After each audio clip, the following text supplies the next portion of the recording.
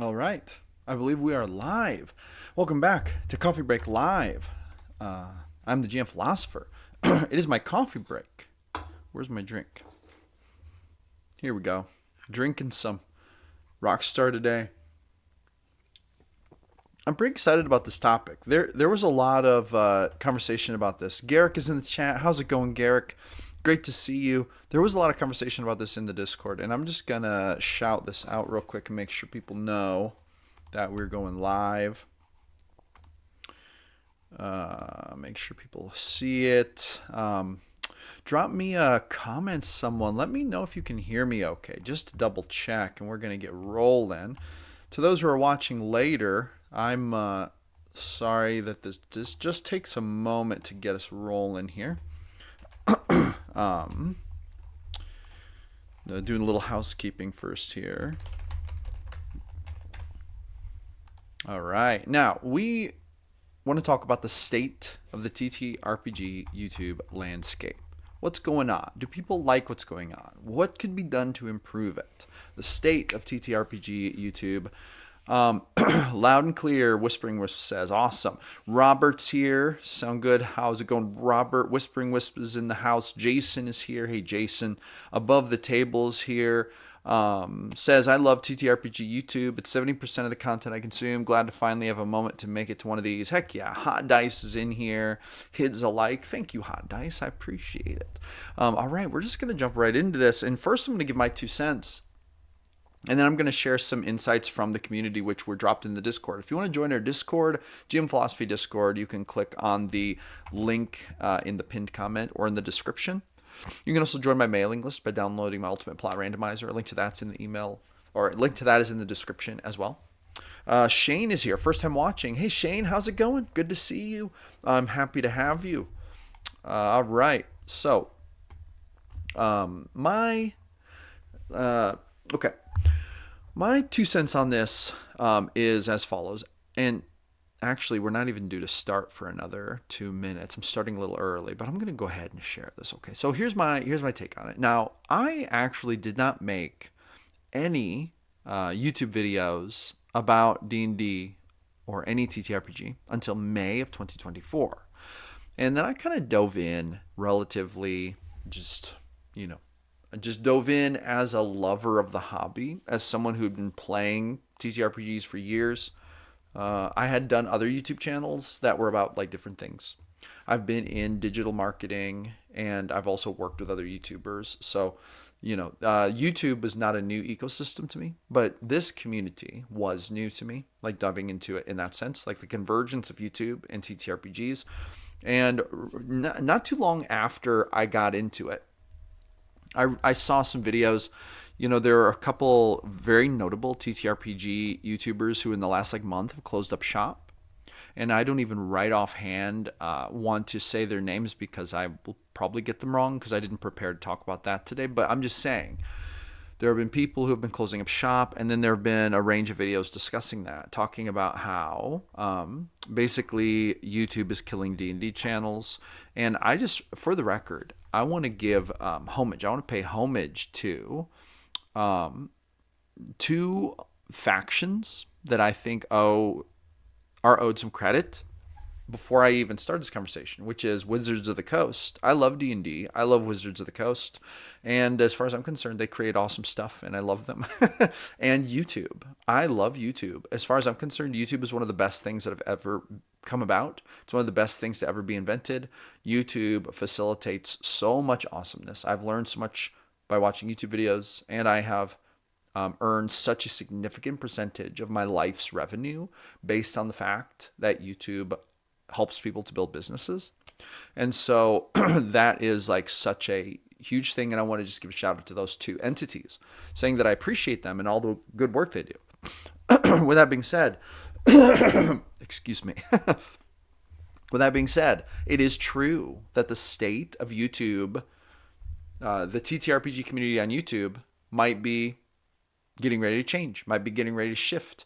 We might need to shift. And I want to know what the community thinks. I want to know if the community likes what's going on or if they want some things to change. And if they want some things to change, I want to know how they want it to change. I'm talking about the viewers. I'm talking about you. I'm talking about the people who make the world go round, the people who run games at their dining room table, the people who consume D&D or TTRPG content, the people who are buying books, the people who are rolling dice, the people who are running the classes that Wizards of the Coast creates, the people who are literally in the trenches, either printing out character sheets or running VTTs. Those people, the people who enjoy TTRPGs, specifically, even so, the game masters, players are an important part of it, but game masters facilitate it locally. Excuse me, I'm coughing. Game masters facilitate it locally. So for game masters is a huge part of it, where I think the opinions of what game masters think are really important, because I'm way more interested in their viewpoints probably than anyone else's. And so I kind of think that this is what's going on. I think we have a TTRPG YouTube space right now in general that does that. There's a lot of awesome channels. There's a lot of really awesome things going on. I do think there's room for more. I think that I said this in my video this morning. And if you didn't watch my video this morning, you can go back and watch that. I believe there's a huge chasm between how much cool stuff is created in the trenches by game masters every day versus what makes it onto YouTube, first of all, but even more so, what makes it onto the market. I think that chasm deserves to be closed and rectified. I would love to see more YouTube content basically showcasing stuff in that vein. Now, I don't know if anyone agrees with me. This is what I think. And I'm going to go to the community comments here. And if you have a comment, drop it in the chat. I will read it. I would love to hear it. As long as we, don't have so many comments in the chat that I can't get to them in time. But Dr. Fibes is in the house. Hey, Dr. Fibes. Work Above the Table is here. Says, I'm swamped in work, but good. How about you? Video today. One shot tomorrow. Normal home game Saturday. Okay, heck yeah. Video today. A one shot coming in tomorrow, and then normal home game Saturday. Heck yeah. Heck yeah. I believe the only D&D I'm playing this weekend, I think, is on Sunday. I'm playing. I don't think I'm running a game this weekend. I'm pretty sure I'm not. Garrick says, my guess is there's a glut of fairly good channels, and therefore a shakeout is likely by the nature of things. That sounds about right. That sounds pretty accurate. Tough Crit says, I'm here. Glad to be part of this conversation. Heck yeah, Tough Crit. I'd love to hear what you have to say. Awesome. All right, now I'm going to go through these, and basically I posted this in the Discord earlier, and everyone got a chance to kind of drop their comments. And so here's what was said. So Rickbot said, I personally think there's a lot of room for growth in the TTRPG YouTube space.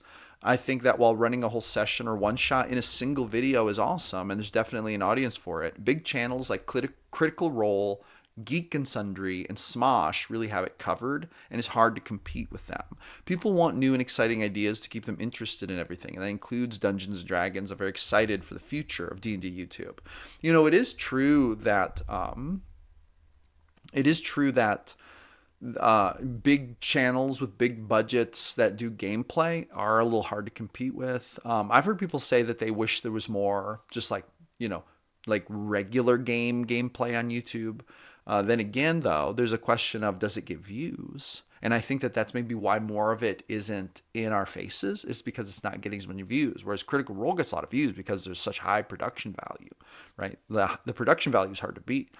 And I think Critical Role is awesome. Now, I've watched only very small bits of Critical Role. I actually haven't watched Critical Role very intentionally, like in a long-term way. I enjoy it when I see clips of it, but I haven't sought it out. And the main reason for it is because I don't really have time to watch that much like whole sessions of D&D on YouTube. I spend that time watching other types of YouTube. Like I watch a lot of how to make YouTube videos. That's like what I watch probably the most. I'm a huge Think Media fan. Shout out to Think Media, who basically taught me probably 80% of what I know about YouTube at all. But anyway, so it's kind of funny. But yeah, no, Critical Role is so much fun and awesome. And if I had more time, I'd definitely watch more of it. Carl Swan says, I actually get to play on Thursday nights, but then I run 2 games on Fridays. Oh, nice. That's very busy. I believe Carl Swan's a pro DM. Am I right about that? I think you're a pro DM. You run paid games, I think, which is awesome. I'm pro paid games. I think that people should run more of them. D. Cooper says, I made it. Get the camera. Yes. Dr. Five says, love what you're doing, GMP. Gotta appease the GodNet. Make sure Dungeons & Dragons is mentioned specifically in title or subtitle and other TTRPG. Yes. Dungeons & Dragons is just, not only is it my favorite TTRPG, but it's the most popular by far. The market share that D&D holds overshadows all of the others put together. Let's be honest. It really does. If anyone thinks that that's not true, drop a comment, let me know, but I think I'm right about that. I think I'm right. Carl Swan says, there is a lot of recorded and streamed games on YouTube that is just good group playing, not trying to make money. Yes, that is super true. And I think that's valid and it's a good thing. There's nothing wrong with that. And I'm here for it. I love it. I think it's awesome when people preserve the nature of their intellectual, collaboratively created art on YouTube. I think that is the essence of what YouTube can do for you as a creator, and it is awesome. I wish more people would do that. Tough Crit says, Rickbot is me. Okay, gotcha. I totally agree. The budgets are hard to compete with, and if you tried a home game, it would be a lot of work and a lot of time for almost no views. Unfortunately, that is probably very true. You would have a hard row to hoe to get out there. Not that it can't be done, but you're right. Carl Swan says, I am a pro DM. Shane R says, I've been playing 3 times a week, but I've been moving to try and GM more. Heck yeah, Shane. Good for you. GMs carry this hobby on their backs, as far as I'm concerned. Deserve a lot of credit. Superfly checking in. Superfly Rob, how's it going? Dr. Five says, if you don't mention D&D in the title or sub, algorithm won't send people there. Enough said about that. So you are not wrong. You're not wrong. It also, I would say, just from what I know, and I'm not a guru about this whole thing, but Dungeons and Dragons, D&D, D&D, those terms also make up a massive percentage of the searched terms that people are using to search for TTRPG content because it's the most popular TTRPG. So you are totally right about that. And it is as much about loving the game as it is a marketing strategy to include it in the title. John Haney says, at this point, success in the TTRPG content creation space is about more than YouTube. Although steady, quality content is vital. You must also offer unique but generally useful quality merchandise. You must also offer some form of interactive community, preferably with a strong sense of group identity and positive supportive collaboration. There's definitely a future for gaming content, but it must begin to integrate the core values of TTRPGs. Collaborative, imaginative telling of unique, epic, and fun stories. If it is to offer any real value to the greater community or have any staying power. I totally agree with John. John is a counselor in our Discord, in the GM Philosophy Discord, so if you join, you'll definitely meet him. But here's the thing, I think John's right, and this is what it comes back to. Why does any of this matter? Why is TTRPG content on YouTube? It's because game masters want to run fun games for their players. That is the most important piece of the whole puzzle. Like, that's where the whole thing starts. There are game masters who want to run good games. That's why Wizards of the Coast is a company. That's why D&D is a thing. That's why people look up the stuff online. That is ground zero. That's like where it all begins, and that's where the real magic happens. We cannot ignore that. And so what is it going to take to make that the most awesome possible? That's what should go on YouTube. And I think that sometimes the creators on YouTube do lose track of that. I think they lose track of it because they think, I want to get views and make money. I honestly think that that's the distracting factor. I really do. But when you lose sight of that, you're getting away from the magic of what makes the hobby enjoyable. And that's self-defeating, actually. But it's easy to do. There are a lot of creators who fall away from that, but it's self-defeating. Robert says, There's great actual play sessions out there that unfortunately don't get views. Yes. Above the Table says, I think there may be some need to either dive into variety content, aka some advice channels getting more crafty, adventurous, or doubling down where narrative advice style channels delve into more. Into storytelling, narrative structures, etc. RP people doing more actual like improv teaching style videos, more granular or more varied content might be the go, but I don't know. That's actually interesting because there's an almost theater, like, so there's a theater adjacent area of TTRPG content that I do think is not covered a lot. I feel like I see a lot of like stat blocks, balancing encounters, which version is the best, which classes are the best, how to run good NPCs. I feel like there's a lot of that, but there's not a whole lot of how to do voices, like how to role play a maid in one scene and then an abyssal boss in the next scene. I think you're right above the table. I think there could be an area for more in that, and I do think that's an underserved area. Yeah, I think you're right. Iskandar the Great says, don't forget to drop a like. Thank you so much for that. The likes make YouTube like me more, and then my videos get shown to more people, which is awesome. Let's go over here to the Discord. D. Coopark says, when I look up Dungeons and Dragons content, the main thing that point out to me are DM tips, character builds, and very role play heavy sessions. So there is a lot of competition there. I think there could be space for something else that could sit up there, but I can't quite put my finger on it. Okay, so it's like there's a gap, but you're not quite sure what we would put there. Maybe improv lessons as per above the table. That doesn't sound like a bad idea to me. Now, William, shout out Dungeons and 20s. William is the GM I play with on Sundays. Play Grom Izek, lawful evil bard, Minotaur bard, who may or may not die soon because he just made some enemies in the Wizard's Conclave. Because he's a vindictive butthole. What can we say? But William says, my buddy interviewed me on that subject and it came up, which I explained about the saturation and compared it to other markets that now have died off. Though crossing fingers now that I'm jumping in at the tail, there will have to be a shift to see how it survives. And then William also went on to say this, entertainment, I think, will be the leading movement, as there's already a bunch of information on teaching people how to DM already, and most channels are a regurgitation of the same things in a different way. But when you get, sorry, I'm getting spam call on my phone. But when you got personality and entertainment, that is quality. It makes it last a bit longer. I think from 2020 onward, the info really started popping with the same idea of pro DMing and such. But now the saturation is thick. That the pushback has started in both pro gaming and videos. Soon also we will have a situation that happens with novels. There are millions of novels being published every year that the market got so saturated you have to dig in and try to get past all the noise of people shoving. Buy my book down everyone just to try to get yours out. That may be the way of things once the next 5 years sees tools for faster creation and the ability to publish things. I don't think that William is wrong about that. And I kind of want to talk about that for a minute. When William said entertainment, I think, will be the leading movement, I think that he is right about that. So there are definitely, so D. Coopark mentioned this, there are gaps, I think, in like the kind of content people publish, partly because it's hard to produce some types of content and partly because there are just blind spots. I also think a lot of creators legitimately do this. I really think this happens, and it's an easy road to go down. It's very tempting. I think a lot of people who make YouTube about TTRPGs look at what is getting views for other creators, and then they try to kind of duplicate that content, but maybe make it their own and make it unique and better so that they can get in on those good views, because the views are what pay on YouTube, right?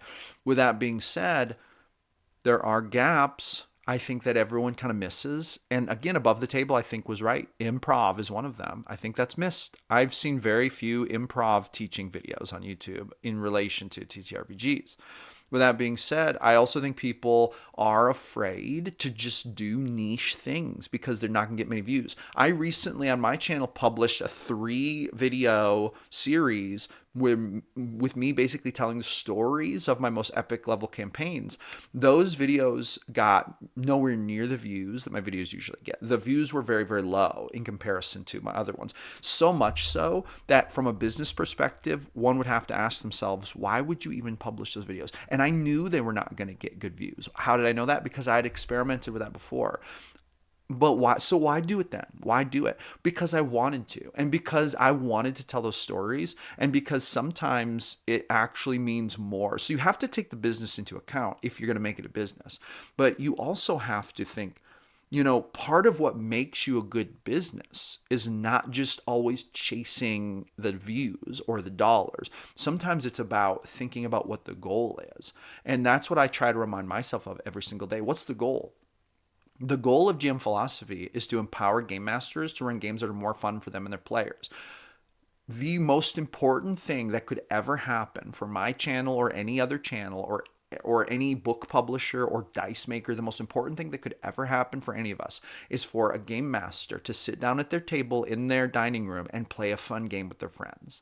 That is the absolutely most important function of the whole thing. And everyone chases the views and they chase the money, which is very tempting to do. I think that you have to think bigger than that. And I think that sometimes you're going to make videos that don't get that many views when you're thinking bigger than that. And then I think you have to find a way to rectify that in your business plan. If you want to make it a business.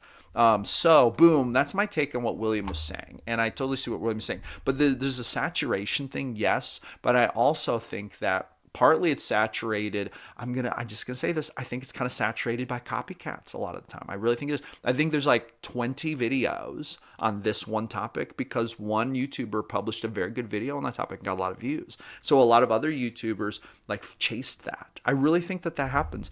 And this is weird, but that's a marketing tactic that marketers teach you to do, right? And sometimes it works, but at what cost? Well, at the cost of there being gaps and saturation.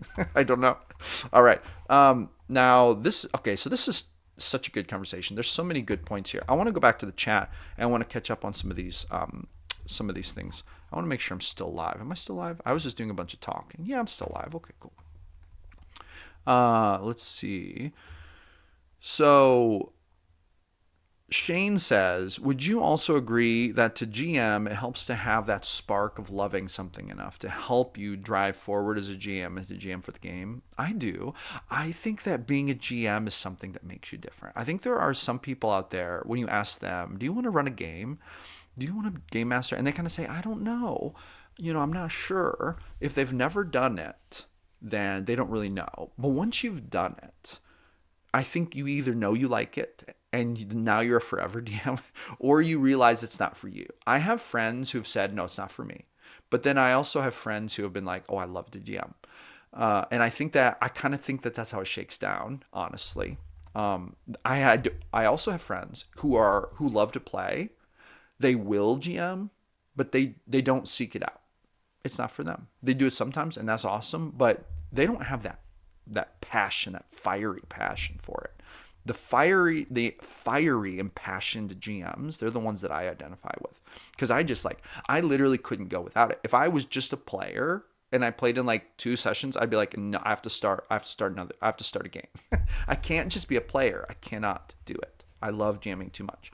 Dr. Fibes says, got to leverage all other media platforms, especially the free ones. Facebook, X, Blue Sky, Truth Social, Discord. What else is free for advertising? The stuff on YouTube. So, Dr. Fibes, from a business standpoint, you are correct. The more free media you can utilize, the better. With that being said, even free media is not free because it costs time and effort and energy. And also there's the knowledge.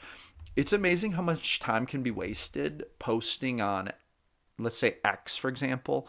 So if I say I'm going to spend 20 minutes a day posting to X, it's like, okay, cool. But how long is it going to take me to learn how to succeed on X? Because there's a very good chance that I'll just post on X with very negligible results until I learn proper X marketing tactics. But that's something I have to teach myself. And then that takes hours of time. I've literally watched hundreds of hours of YouTube to learn how to be good at YouTube. And I've listened to, countless podcasts. I've taken classes, so it's like I've educated myself with YouTube. But what is it going to take to educate myself on X? That's all time investment. So I could publish to X. But if my knowledge about YouTube is so much more, is it worth more to spend the extra 20 minutes working more on YouTube than on X? Will my 20 minutes on YouTube, because I'm knowledgeable about it, gain me more traction than it would on X? I think that is something to consider, and that's what I consider. That's why I don't publish on things other than Discord and YouTube right now, and email. Honestly, because it's like I get the biggest bang for my buck on those 3 platforms because I know them the best, which is wild to say because Discord I'm really new at. But even Discord I know a lot more about than X or Facebook or anything like that. So that's a question. Robert Evans says, hot take incoming. I believe that the game is meant for the table you share with your friends. Games on YouTube and the like is fine. But in my opinion, things can get out of hand and try to be the next MM. Yeah, I agree with you, Robert. I agree with you. The most important thing that will ever happen for TTRPGs is when a game master sits down at the table and runs a game for their friends. That's just the most important thing. That's where all of the magic happens. Let's go to Craig Williams. Craig Williams had a couple of comments here. I was drawn to this channel and community because of the interpersonal aspects of the GM Philosophers content. Thank you, Craig Williams. That's very nice of you to say. There's a million channels comparing 5e subclasses, etc. But the Hasbro nonsense, I'll use the word nonsense because there's an expletive in there, seems to have accelerated the move for people to try new systems and mash up their own systems. Shadow Dark for me. I'm tired of keeping track of complicated mechanics, which is awesome. But the main thing that unites all the systems is how to deal with the social dynamics and work with your table to have a great experience. In particular, I think something all the tables I've played with struggle with is lapsing into video game expectations of the world instead of role play. And that seems to be a key role for more long-term DMs to help newbies with. I agree with Craig Williams. I think that it's much more important for a GM to know how to engage their characters emotionally and with good role play than mechanics will ever be important. I would much rather see a GM say, no, forget the books. Let's role play first. If we get this role play down, let's bring in some mechanics. I would so much rather see that happen than to see someone say, let's focus on the mechanics, but then there's like no role play, because then it almost feels like there's no soul and it becomes a combat minis game. I'm not opposed to combat minis game, but play Warhammer, right? If you're going to play a combat minis game, play Warhammer. Anyway, so Garrick says narrative is not covered in rules because nobody has found a way to measure it. I agree with you, and I think that that's part of the magic. It's part of the magic thing. It's really, really fun. The narrative is part of the magic that we create together, and it can't be quantified in a rule set. I don't think it can be quantified in a rule set. Dr. Fibe says here on Discord, the problem isn't necessarily oversaturation, in my opinion. Entertainment in general has always had an abundance of options. How can you watch everything that there is available in any genre? How many cop hospital dramas are available on Peacock? That's funny. Quality and innovation is truly the key. What can be done that is different? This is true. I have this running joke, and I'm not trying to be a jerk about this. I'm not trying to be rude. I'm not trying to be mean. But there is one genre of shows that I just have absolutely zero interest in, and that is firefighter shows. You know how they have all these shows about firefighters. I have absolutely zero interest in them. It is not that I don't appreciate firefighters. I just have zero interest watching firefighter shows. Very adjacent to that are cop shows. I have almost no interest in cop shows. I've watched a couple, mostly not interested in them. So it's like, there are so many firefighter shows. And it's a running joke that I say to my wife. She's like, what do you want to watch tonight? And I'll be like, well, I was hoping to watch another firefighter show. It's just like a funny thing. But to Dr. Five's point, so sometimes it seems like there is an overabundance of options, but you're looking for that new thing. Like when Three Body Problem came out, I was like, oh, this is interesting. This is weird. What is this? That got my attention. It's like a new thing. And it was not it didn't take crazy special effects or anything. It was just a fun, interesting story. The interesting characters really got my attention. Squid Games was that way. What a weird show, but it stood out so much for being unique, right? Anyway, being unique, high key, underrated. Everyone should try to be unique. Let's see here. Dr. Fibes also said TTRPGs have an overwhelming amount of different systems, worlds, time settings. Even in the old days, there was D, Gamma World, Boot Hill, Battletech, Earth Dawn, Shadowrun, GURPS, Rifts, Top Secret, Champions, DC Marvel, Call of Cthulhu, Vampire, White Wolf, Elric RP, Warhammer, Blood Bowl, Star Trek, Stat Wars, and more that I've forgotten. And that's just in the 1980s, 1990s. Abundance, not about. So saturation has always been there. Cannibalism has existed since inception. There is an abundance, and you got to stand out. And I think that was just a kind of furthering Dr. Fibes' previous point. So let's go back to these comments here for a minute. Robert says, if you want a good game, a DM needs to learn the basics of story writing, improv, and communication. The rest is just set dressing, in my opinion. Let me think about that for a minute. If you want a good game, a DM needs to learn the basics of story writing, improv, and communicating. Yes, I think you're right. I think you are right.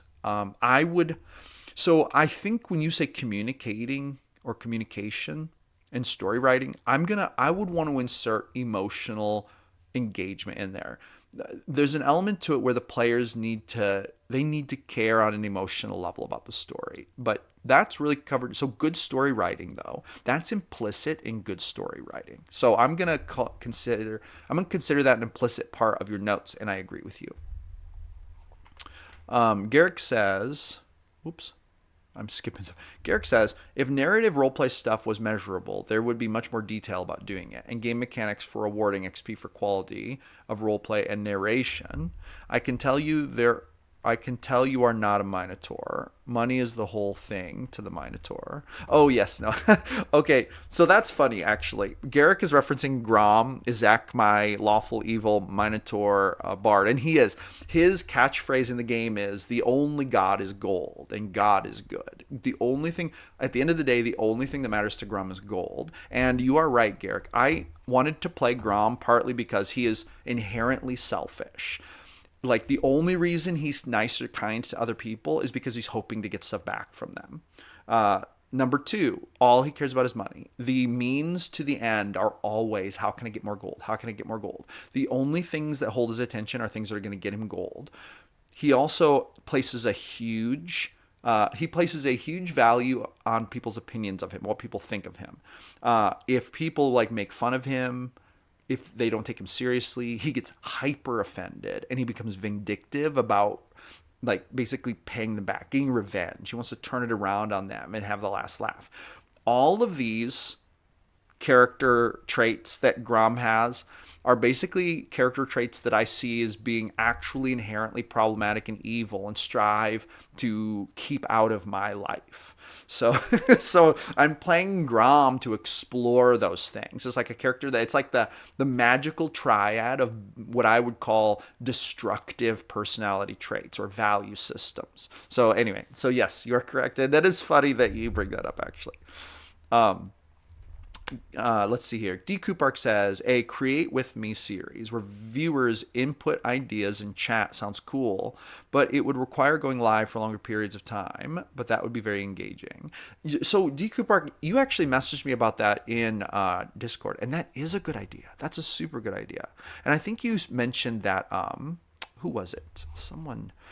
There was a YouTuber who did that not too long ago, and it was really, really cool. Hey, we've hit 25 concurrent viewers. Hey, I think that's a new record. Is that a new record? I think that's a new record. Someone dropped that in the chat. Who was the YouTuber who did that? That YouTuber who's been relatively new in D&D, but is really, really popular and is doing awesome stuff.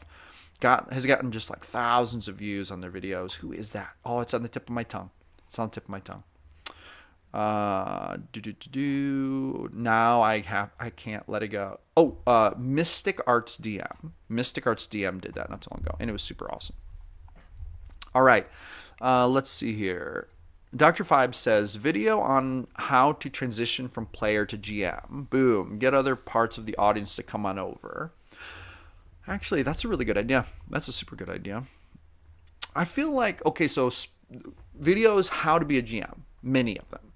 How to transition from player to GM. I don't know if I've heard very many people describe that specific experience. That could be actually a really good video series.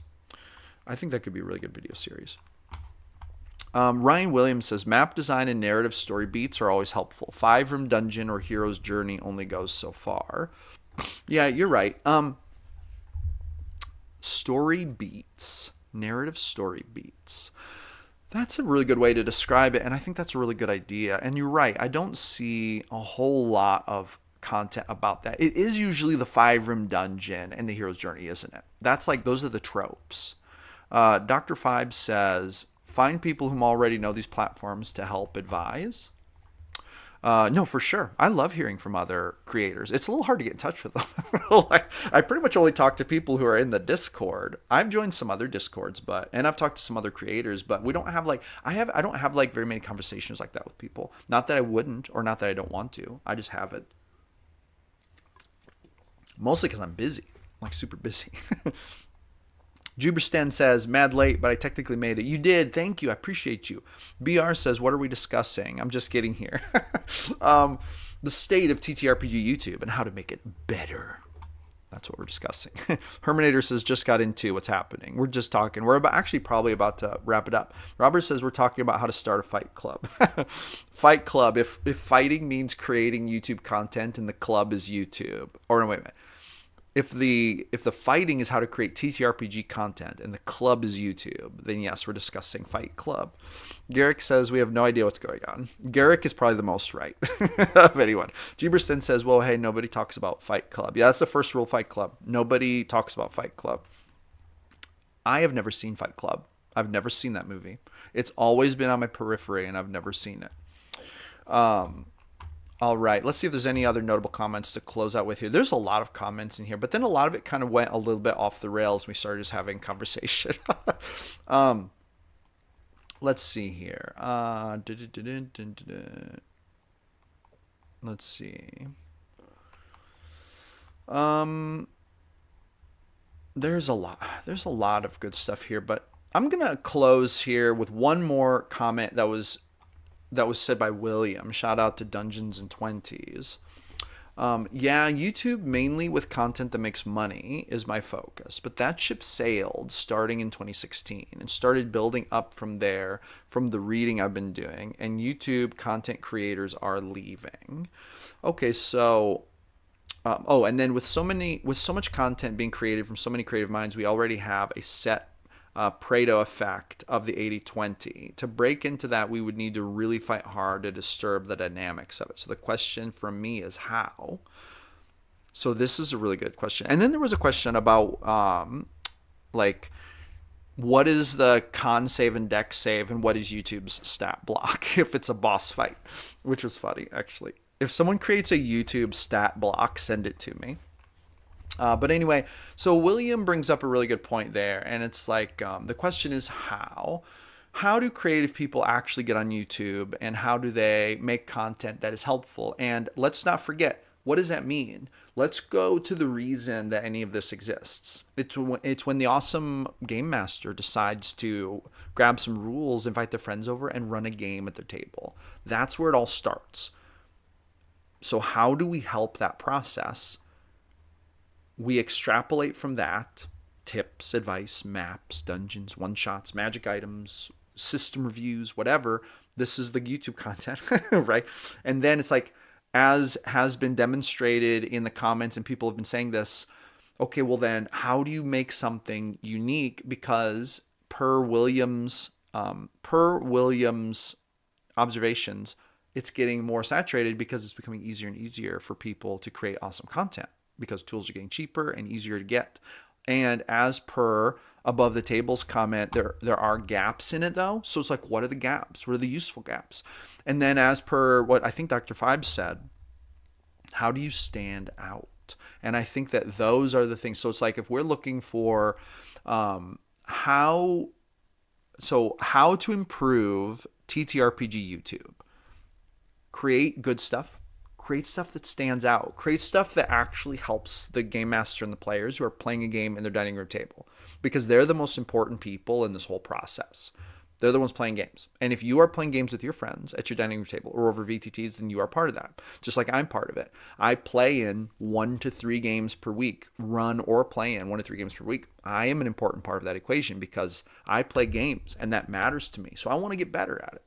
So I do things like buy dice and buy player handbooks, and I read stuff online, and I print out stat blocks and buy ebooks and blah blah blah. So it's like, that's the important part of it. So how do we help them make that better? What does the YouTube community need? I'm gonna be honest. I kind of think William hit. I think William and who was above the table kind of hinted at 2 things that I think are really important. Entertainment, not just like, here is a comment I have for you, some advice about how to run a better YouTube channel, or no, some advice about how to run a better D&D game, but it's like entertaining content is actually fun and engaging, but also getting in those gaps of stuff that's not being created, kind of like improvisational stuff, like how to improvise, how to improv, those types of things.